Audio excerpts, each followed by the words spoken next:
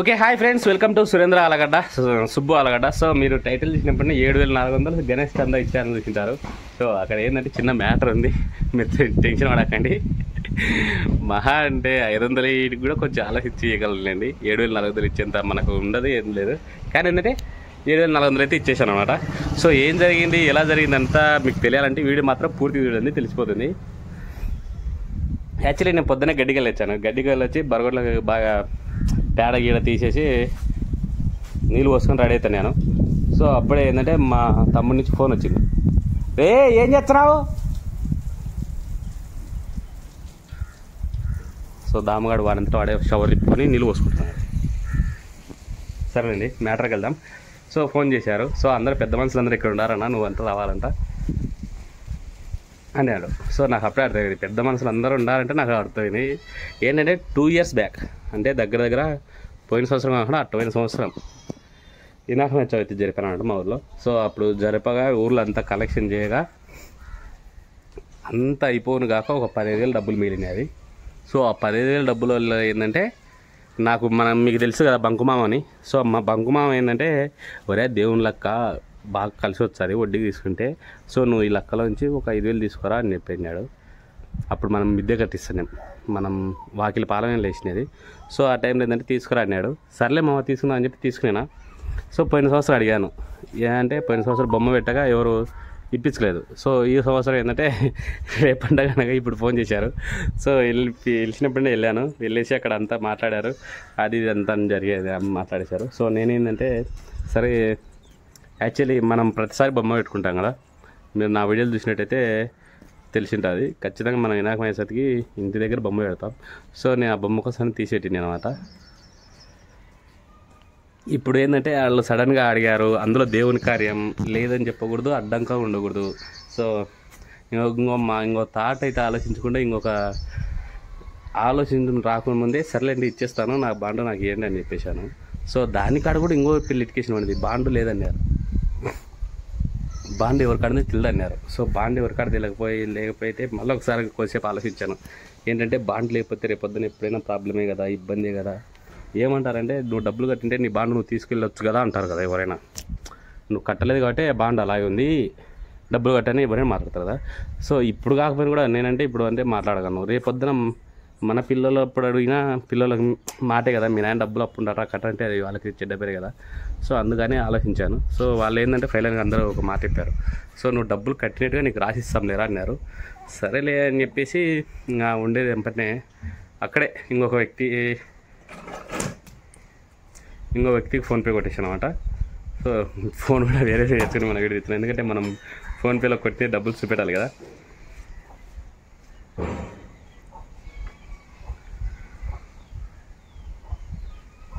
So ఇక్కడ కనిపిస్తుంది.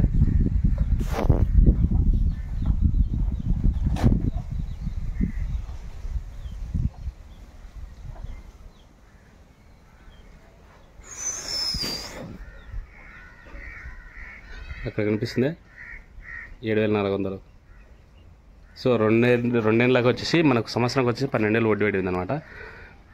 మొత్తం ఇంకా కొట్టేసి ఇప్పుడే జస్ట్ ఇంటికి రిటర్న్ వచ్చాను. ఇంటికి వచ్చి సుబ్బుకి మ్యాటర్ చెప్పాను, మళ్ళీ మన బొమ్మకి ఎట్ట చేస్తున్నావు అనేది.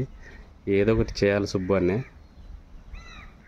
చేసేస్తా ఫ్రెండ్స్. ఏదో ఒకటి అంటే ఏముంది, రేపు మనం పాలు వస్తున్నాం కదా, వాళ్ళందరినీ వెళ్ళి ముందుగా లెక్క అడిగాల.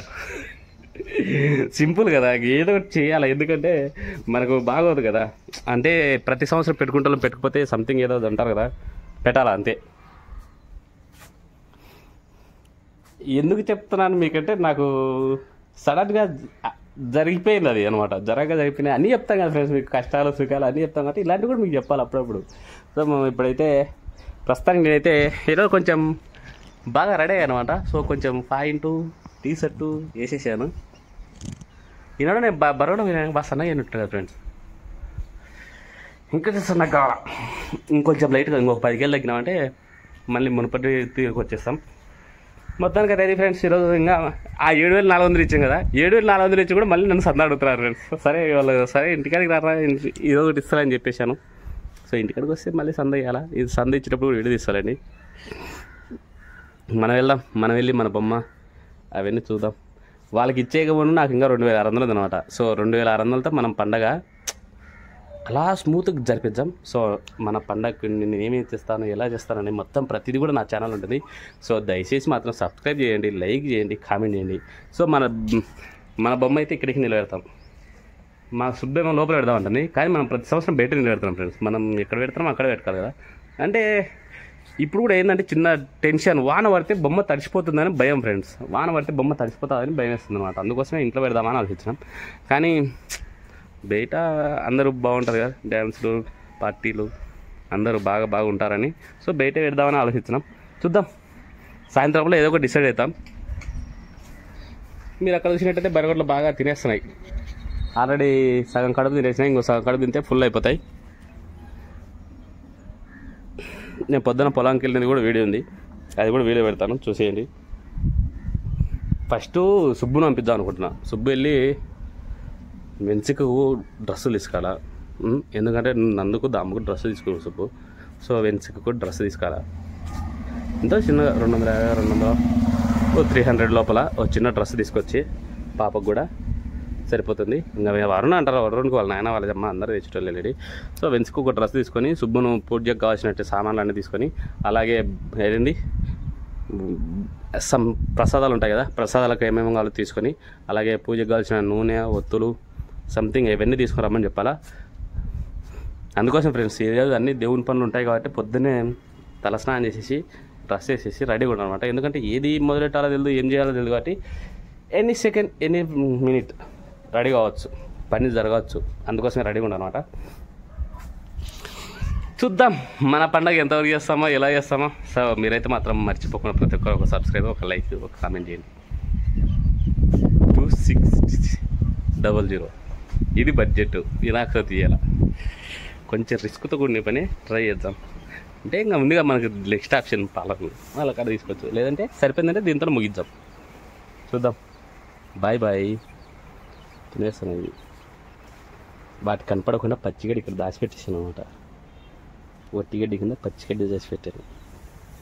ఎందుకంటే పచ్చిగడ్డి వచ్చి ఒట్టిగడ్డి తినమని, అంటే పచ్చిగడ్డి ఒట్టిగడ్డి రెండు కంబైన్ చేసి మరీ వేసాను అనమాట. అందుకు అవి తినకుండా పచ్చిగడ్డికి చూస్తానని చెప్పి ఒట్టిగడ్డి కప్పెట్టేసాను. అది ఫ్రెండ్స్. సో మొత్తానికి అయితే ఈరోజు వీడియో అయితే కంప్లీట్ చేసేసాను. Bye bye, see you, Tata.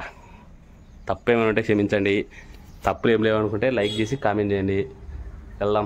వెళ్ళి మనం మొదలెడదాం. Okay, hi friends, welcome to Subbu Alagadda. So మొత్తానికైతే వీడియో ఏంటంటారా, నేనైతే పొలానికి వచ్చాను ఫ్రెండ్స్. పొద్దున్నే పాలు పోసి అటు నుంచి ఇటు వచ్చాను. సో ఎందుకు వచ్చానో మీకు అర్థం పెట్టాను అసలు కొడలు చూసినప్పటినీ.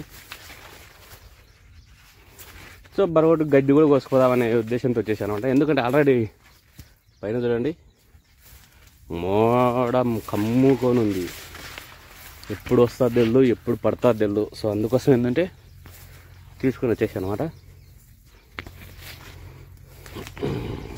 బూజల్లో పోయింది ఫ్రెండ్స్ బాగా. ప్రస్తుతానికి మన చేలో కంకులు ఇలా ఉన్నాయి.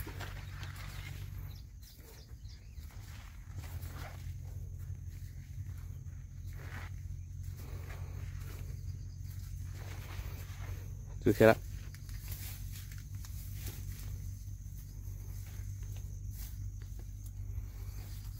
నేను రానికి ఏంది కారణం అంటే రోజు వర్షాలు పడుతున్నాయి కదా, ఏమైనా పందులు కానీ సంథింగ్ లైక్ ఏమైనా మన చెన్ని ఏమైనా డ్యామేజ్ చేసినాయా లేదా అని చూసుకుని వచ్చాను అనమాట. సో ప్రస్తుతానికి అయితే పైనుంచి వెళ్తాను, అటుపక్కకి వెళ్దాం, తర్వాత అటు వచ్చి కిందికి వెళ్దాం. అంతే కదా ఫ్రెండ్స్. మొత్తం శని చుట్టూ ఒక రౌండ్ వేసినామంటే మనకు ఎక్కడ ఏముంది, ఏ మూల ఏముంది, ఏ మూల ఏం లేదు అనేది క్లియర్ కట్గా తెలిసిపోతుంది అనమాట.